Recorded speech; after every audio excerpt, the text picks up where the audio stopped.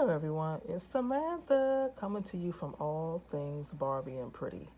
Today, we have a very special guest. This isn't an unboxing. We're just going to be sharing some information today that RB Jules herself has found out based on a beautiful doll from the inspirational doll series.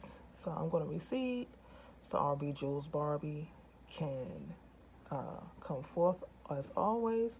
Say hello to our besties because they're all around us, y'all. They're all with us, as y'all have seen. So, yeah. Hello, everyone. I'm RB Jules Barbie coming to you today from All Things Barbie and Pretty. And as Samantha has mentioned, I am not going to unbox this doll.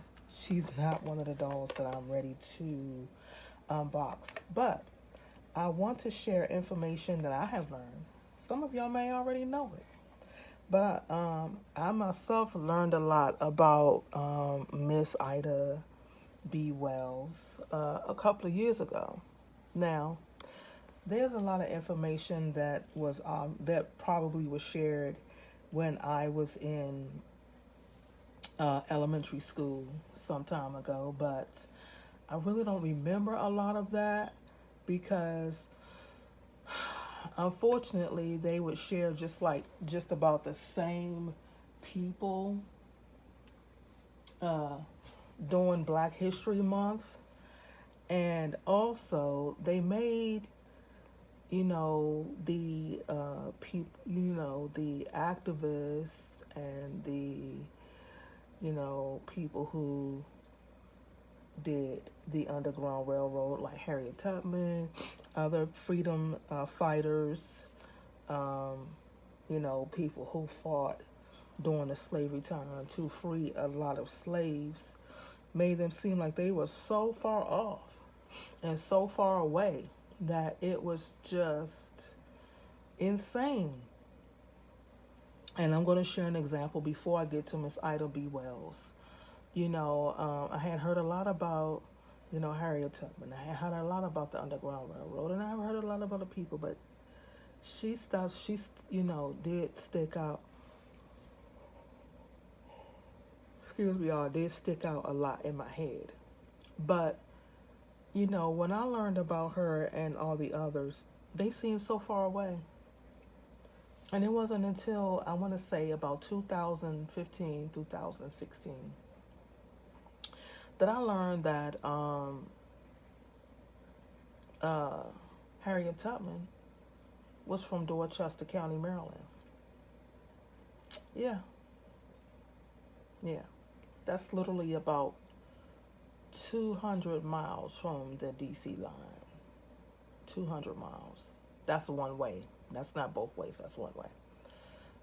That's like in Queen Anne's County, Maryland. That's out there near where the Bay Bridge is and where the Chesapeake Bay is and where the Chesapeake Bay goes into the Atlantic.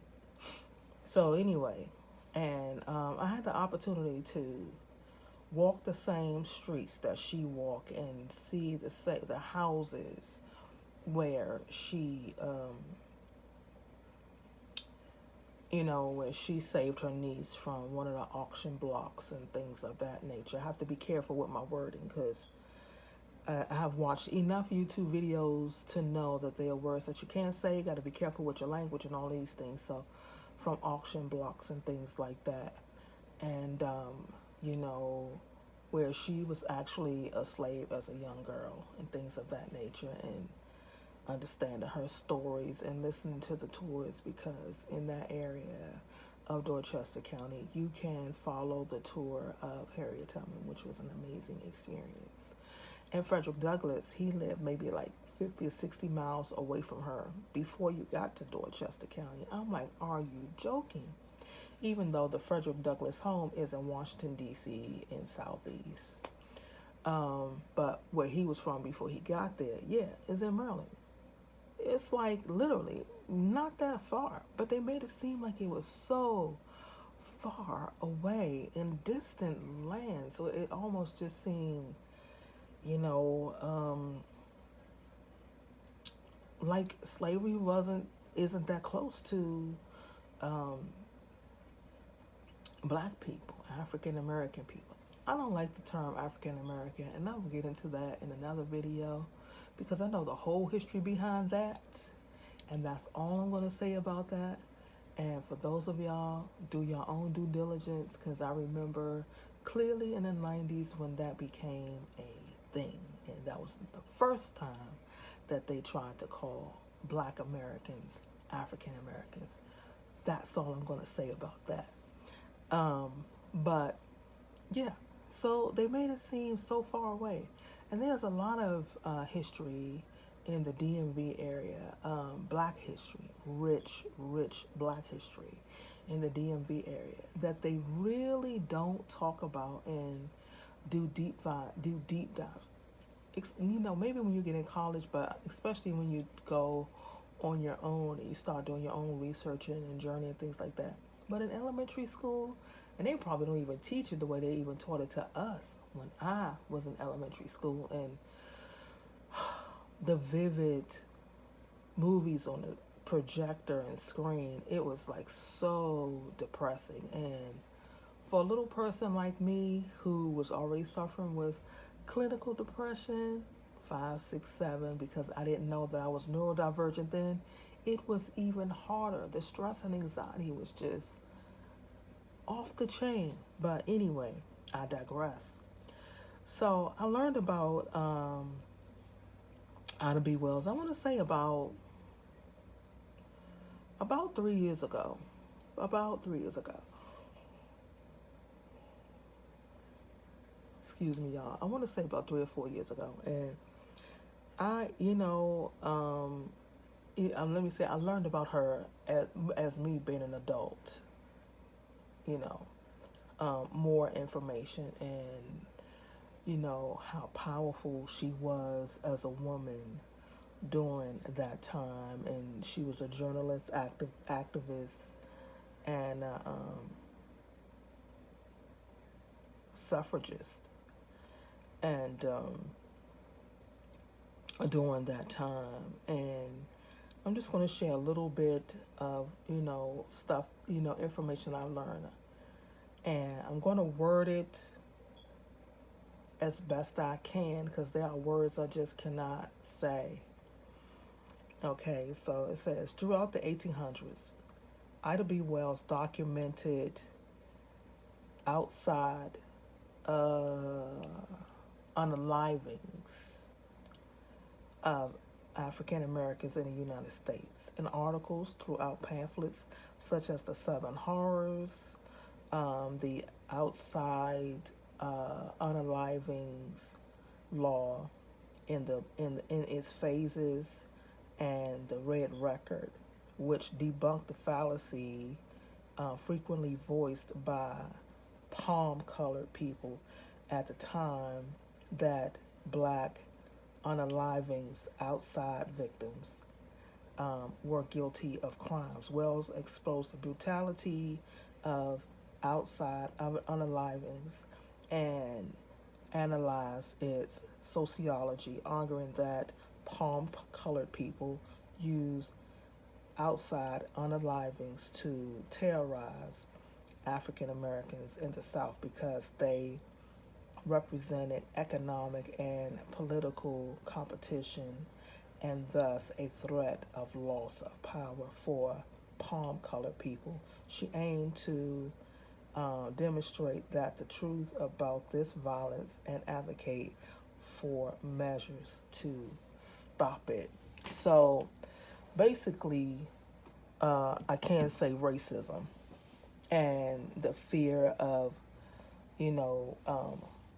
losing power. This world is large enough for everyone to have a slice of the pie, a piece of cake, whatever you want to call it. The Most High God in Christ built it for all of us, not so that one group of people suppresses another group of people and have them to work to build for another race of people. And I'm mainly speaking about blacks and palm colored people. I'm pretty sure, I know for sure it has happened around the world. I could talk about slavery all day long. And, what our people went through long before we crossed the Atlantic. I could talk about it all day long. How we were enslaved under the East Indians for 1,400 years. We were oppressed 1,400 years under the East Indians before we crossed the Atlantic, and how we turned on each other and was sold into slavery.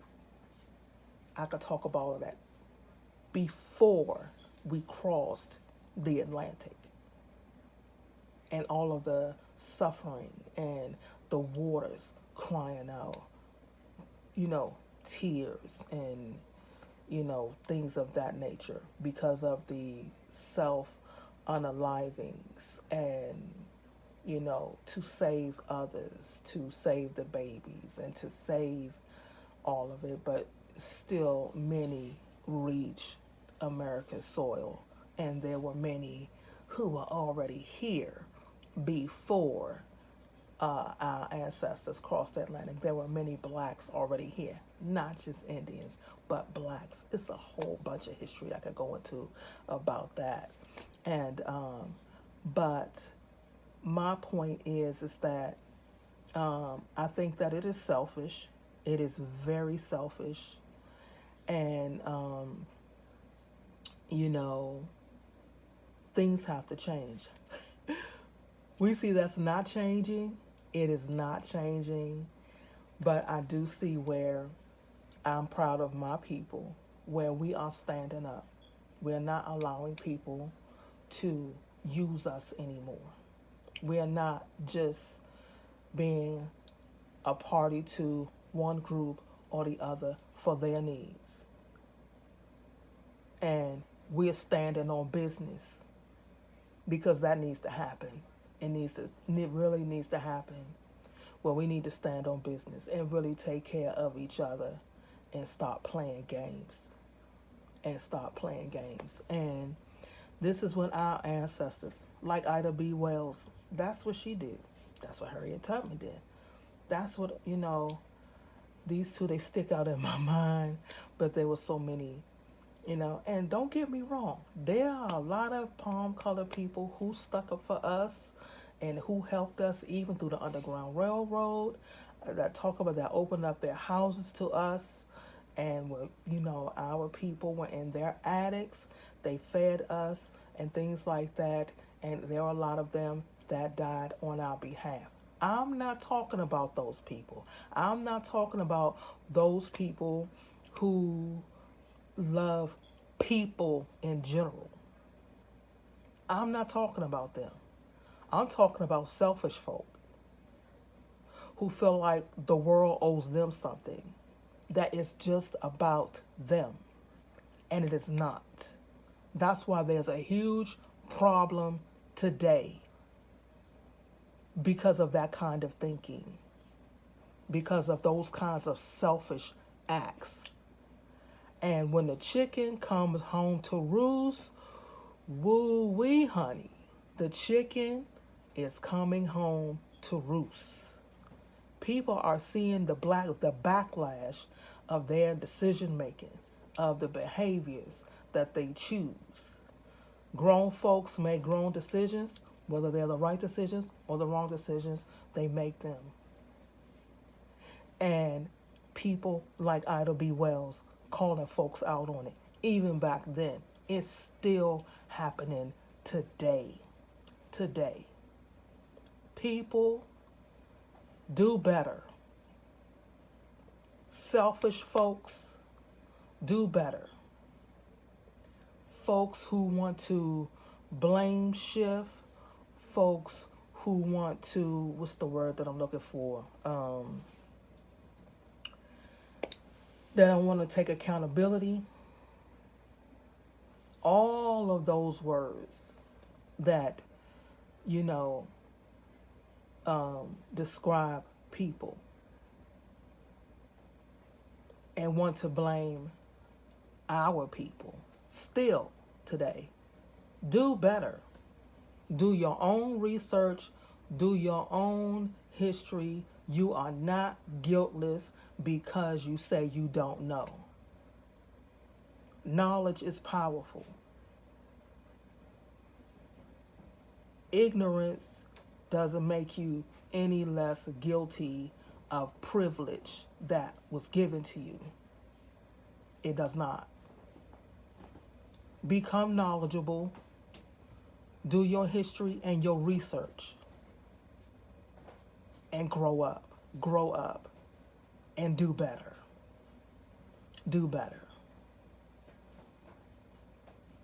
Because it's still happening today. And it took this presidency for it to show its face. For all the ugly to come out. And it has. It truly has. I'm going to get down off of my soapbox. We read up on Miss Ida B. Wells, and there are many others like her who have been sounding the alarm. You know, sounding the bell, being the town crier, the country's crier. Enough is enough, y'all. We got to do better than this. We've got to do better than this.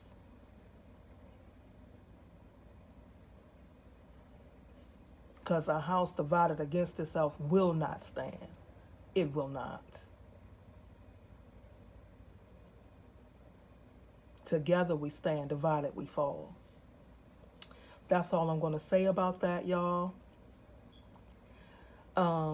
As always, please like, share, and subscribe. Turn on your notification button so that you will know when the next video is uploaded. Until tomorrow, let's stay fierce and fabulous, and let's sparkle like Barbie.